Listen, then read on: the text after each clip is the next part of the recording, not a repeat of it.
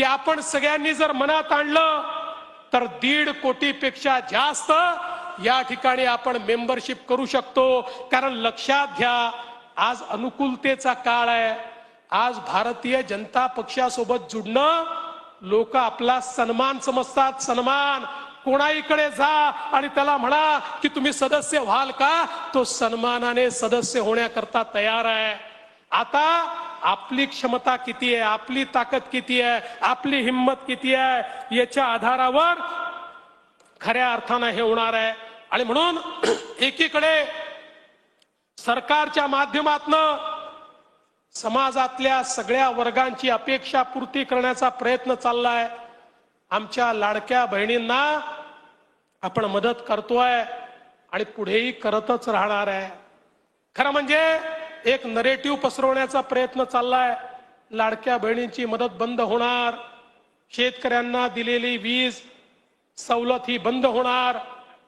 मी एकच गोष्ट सांगतो, महिला असतील, शेतकरी असतील, युवा असतील, गरीब असतील, आपले दिव्यांग असतील, समाजातल्या जेवढ्या घटकांकरता योजना आम्ही सुरू केलेल्या आहेत त्या सगळ्या योजना आपण पूर्ण करणार, त्याची सुरुवात आपण केलेली आहे।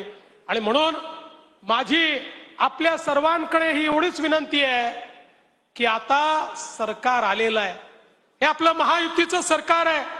माननीय आपले उपमुख्यमंत्री आणि माजी मुख्यमंत्री एकनाथराव शिंदेजी यांच्या नेतृत्वातली शिवसेना असेल, अजितदादा पवारांच्या नेतृत्वातली राष्ट्रवादी काँग्रेस असेल, यांना सगळ्यांना सोबत घेऊन आपल्याला पुढची वाटचाल करायची आहे।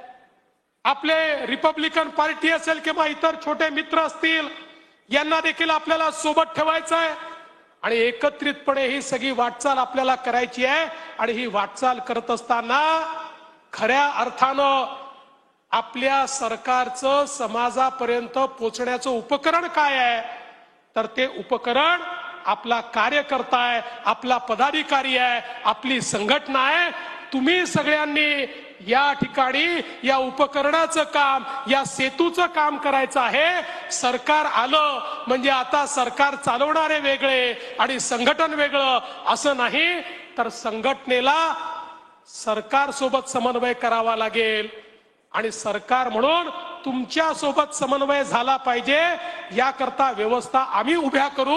आमचे अध्यक्ष या ठिकाणी बावनकुळेजी यांनी या संदर्भातल्या व्यवस्था उभ्या केल्या आहेत। आणि म्हणून माझी आपल्याला विनंती आहे की आपल्या सरकारचे कार्यक्रम हे खालपर्यंत आपल्याला कसे नेता येतील याचा प्रयत्न आपल्या सगळ्यांना करावा लागेल।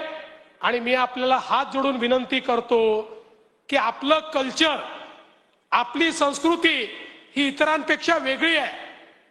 आपल्या सगळ्यांना लक्षात घेतलं पाहिजे, आपण समाजात काम करणारे लोक आहोत।